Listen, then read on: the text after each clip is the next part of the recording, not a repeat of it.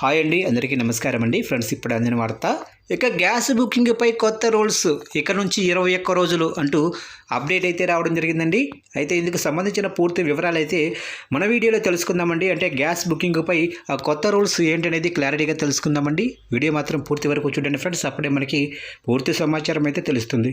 ఇక లేట్ చేయకుండా టాపిక్లోకి వెళ్ళిపోదాము. ఇక దేశంలోనే ఎల్పీజీ వినియోగదారులకు చమురు కంపెనీలు షాక్ ఇచ్చాయి. గ్యాస్ సిలిండర్ల బుకింగ్ విధానంలో కీలక మార్పులు చేస్తూ కొత్త నిబంధనను అమల్లోకి తెచ్చాయి. ఇక దీని ప్రకారం ఒక సిలిండర్ బుక్ చేసిన తర్వాత రెండో సిలిండర్ కోసం కనీసం 21 రోజులు వేచి ఉండాల్సిందే. ఇక ఎందుకు ఈ నిర్ణయం అంటే, పశ్చిమ ఆసియాలో నెలకొన్న యుద్ధ ఉద్రిక్తతల వల్ల భవిష్యత్తులో గ్యాస్ కొరత ఏర్పడుతుందేమోనన్న ఆందోళనతో చాలామంది వినియోగదారులు ముందస్తుగా సిలిండర్లను బుక్ చేస్తున్నారు.